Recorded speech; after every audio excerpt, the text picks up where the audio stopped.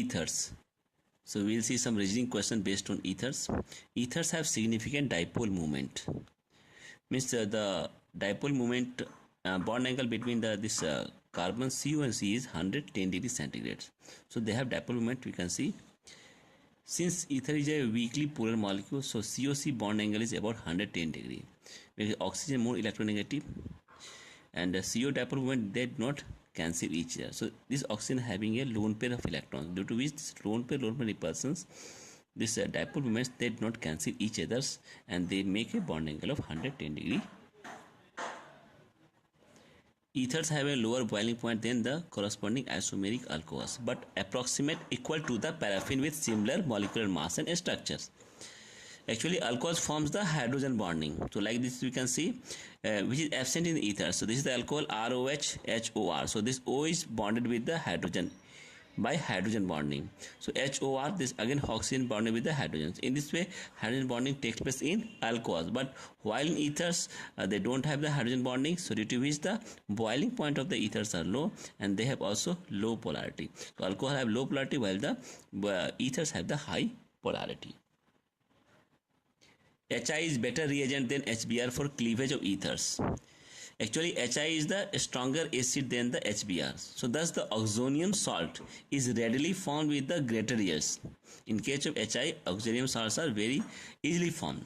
And also second reason is that the I negative, that is the iodide ion, is the better nucleophile in as compared to Br minus in the SN2 reaction. That's why HI is the better reagent than for cleavage than HBr for the cleavage of ethers.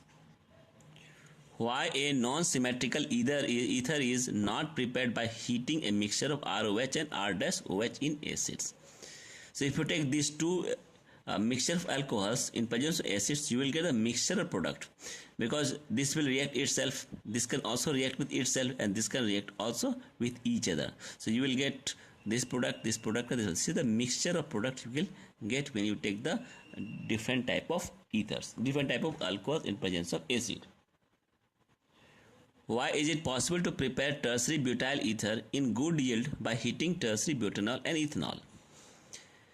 Because in case of tertiary alcohol, which is oxonium ion, is easily loses water to form the carbocation, and this is water easily solvated by the secondary, and which is easily solvated by a secondary and primary alcohol to form the mixed ether. You can see this reaction.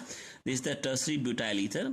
So it is forming the we can see the oxonium ions, you can see H plus ion, carbocation is there, and after the reaction with the ethanol, so this we can see OH2 is there. So this OH2 becomes your leaving groups, and again after forming a tertiary carbocation, this lone pair of this ethanol can easily attack on this, and they can form this ether. So that's why it is possible to prepare the tertiary butyl ether in good yield by heating the tertiary butanol ethanol. So this is tertiary butanol and this is the ethanol. You can make this tertiary butyl ether easily. Ethers are soluble in concentrated H2SO4, but ethers separate out from the solution on addition of water. Actually, water is the stronger base than ether, so it removes the proton from the R2OH plus. This is the oxonium ion. You can see R2OH plus. So on reaction with the water, so water will react on it, it will remove it, and you will get the ether. So this proton is removed by the water to become a acid, and you will get the ether, because water is the stronger base than ether. Why is diethyl ether used as a solvent for BF3 and RMGBr? This is a Grignard reagent. So in this case, we are using diethyl ether. Actually, diethyl ether, it acts as a Lewis base, and due to the presence of the lone pair of electrons on the oxygen atom, so you can see the ether, this lone pair is present, and due to presence of this lone pair, this ether is acting as a Lewis base, and it combines with the Lewis acids such as BF3 and RMGBr through coordination compound. So this is the, you can see BF3, this lone pair combined with the this is electron deficient compound, and similarly this lone pair can attack with the magnesium on these sides through coordination bond. Sometimes explosion occurs during the distillation of an ether sample. Why? Actually, ether form the peroxide with oxygen, and the boiling point of the peroxide is higher than that of the ether. So boiling point is basically higher. So it is thus left as a residue in the distillation of ether, and which is very unstable and decomposes violently on heating. So why this is tertiary butyl ether cannot be prepared either by Williamson synthesis reactions or by dehydration of tertiary butyl alcohol. See here, the first case is the product in both the cases is isobutylene. Product in both the cases is isobutylene, and as the tertiary butyl carbocation always eliminates in H plus. So you will get the alkene, you won't get the ether. You can see this reaction. So see this one, this is a tertiary butyl ether, is forming the carbocation, and this is the tertiary butyl alcohol, and this you can see there are 3 methyl groups are there. This again crowding is there, too much crowding is there, so it is very difficult for the oxygen to attack over this carbocation.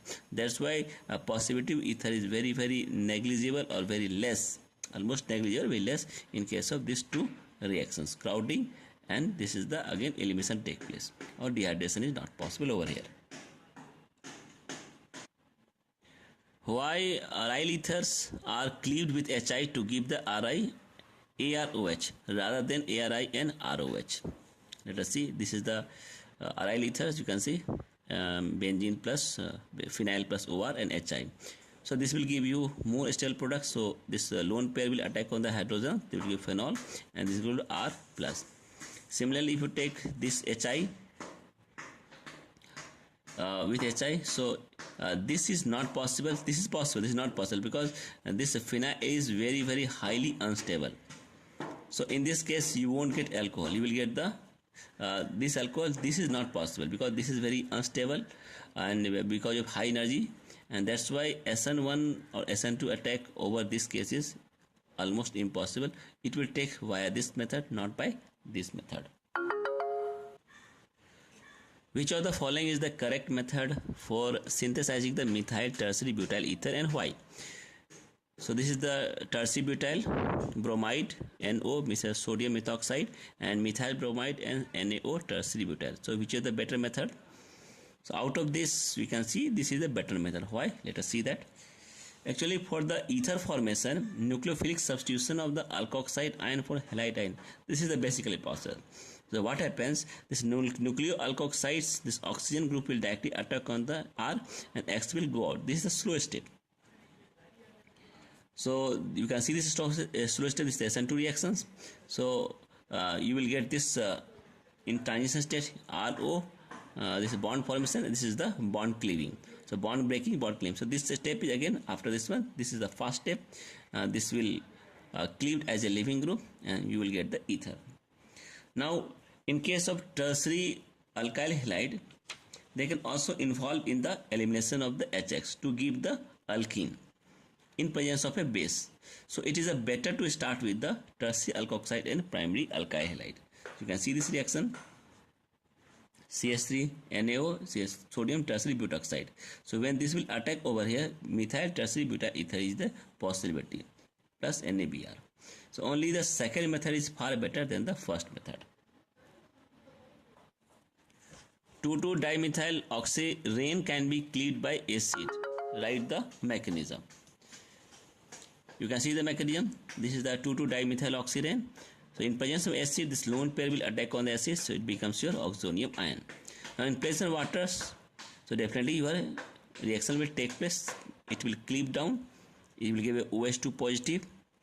So hydrogen will attack over here, so to remove the positive charge, and this bond will cleave, and this becomes your positive, so OH will attack over here. So you will get these structures, and when OH will be, again what happens, out of OH to remove the H plus charge, so deprotonation will take place. So one proton is adding, and first is protonation take place, then deprotonation take place, and you will get this alcohol. So this is the your glycol. That's why 2,2-dimethyl oxyrane is cleaved by the acid like this. Write an equation of the reaction of Hi with these compounds. So this is, you can see, diethyl ether. Again this is a phenyl ether, and you can see this is benzyl ethyl ethers. So we see the mechanism. So if you use the Hi in presence of 373 Kelvin, so addition reaction will take place. So OH will attack over H, So and I will attack over here, so you will get this product. In this case, H will attack over here because this phenoxide is more stable, so you will get the phenol plus iodomethane. Again, in case of HI, so benzyl is a carbocation, so cleavage will take place this side, cleavage will take place this side. In which we can take either side, this side, this side. So this will get your so this is phenyl, so this you will get your ethyl ethanol. So I will attack over this side and H will attack over this side, so you will get, this is the H, this is the I, in this case H, this is the I. So iodomethane is, you will get benzyl iodide and ethanol. So this is the mechanism for the reaction of the ether with HI.